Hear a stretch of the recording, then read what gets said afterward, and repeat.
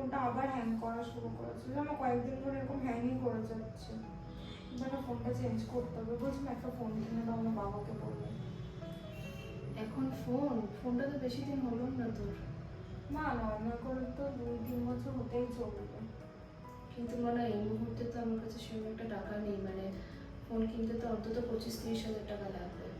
কি করবো বলুন মা, আমার তো পড়াশোনা করতে হয়, অনলাইন কিছু ক্লাসেসও থাকে, এই হ্যাং করছে ফোন নিয়ে আমি কি করে পড়বো। বলছি প্লিজ এখন আমার একটা কিনে দাও না ফোন। সেটা তো বুঝতে পারছি মা, কিন্তু এখন এই মুহূর্তে। আচ্ছা তোর কবে লাগবে বল? আমার তো 1 সপ্তাহের মধ্যে হলে খুব ভালো হতো। ওকে আমি দেখছি, ঠিক আছে আমাকে একটু সময় দে। ঠিক আছে দেখছি আমি। ঠিক আছে মা, আমি গেলাম তাহলে। এই মুহূর্তে এখন মেয়েটার ফোনটা খারাপ হলো, দেখি আমার কাছে কতটুকু টাকা আছে জমানো।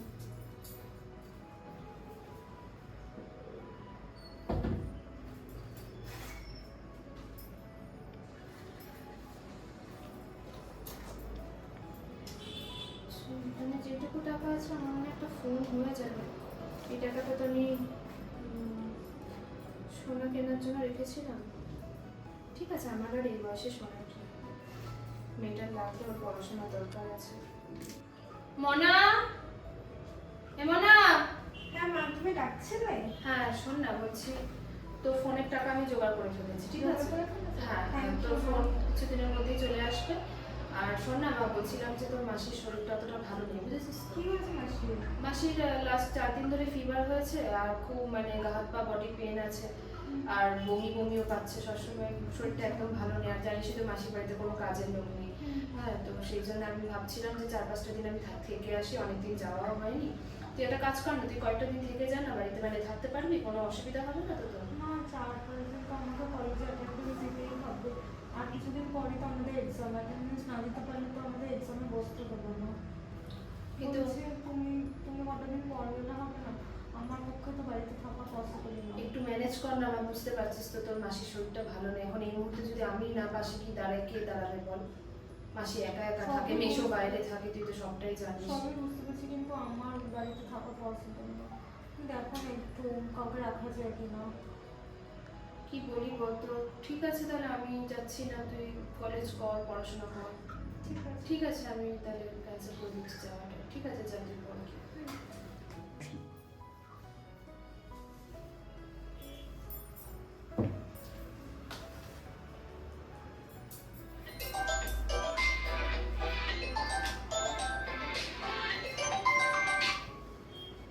হ্যালো, হ্যাঁ বলো বলো। আজকে রাতে কজন আসবে? ও কিন্তু আমার আজকে আসলে একটু রিতার বাড়িতে যাওয়ার কথা ছিল, অনেকদিন ধরেই মানে বলছিল রিতা, তো আমার যাওয়া হয়ে উঠছিল না। তো রিতা বললো তুই সময় পেলে একটু আসিস, তাই জন্য। তুমি দেখো না যদি একটু অন্যদিন তুমি ম্যানেজ করতে পারো তোমার কলিগদের। আজকে কি করে আমি মানে এত শর্ট টাইমে তারপর আবার কি করে অ্যারেঞ্জ করবো ডিনারে? আমি কি করবো বলো, রিতার বাড়িতেও তো মানে যাওয়াটা আসলে অনেকদিন বলছিলাম, কি করে ওকে না বলি আসলে। আচ্ছা ঠিক আছে, আমি যাবো না, আমি দেখছি তুমি তোমার বাড়িতে গিয়ে বাড়িতে এসো, আমি খাবার বানাচ্ছি। ঠিক আছে। প্রত্যেকটা সময় একই ব্যাপার, কিছু না কিছু একটা বাধা, নিজের জন্য কিছুই করতে পারবো না। স্যাক্রিফাইস করে করেই লাইফটা চলে গেল, কোনো কাজই নিজের হয় না। সেদিন ভাবলাম একটু বোনের বাড়ি যাই, মেয়েটার কলেজের জন্য যেতে পারলাম না। প্রত্যেক সময় কিছু না কিছু চলে আসে, সারা জীবনটা স্যাক্রিফাইস করতে করতেই চলে যাবে, আমার আর কিছুই হবে না। যাই, খাবার বানাতে যাই।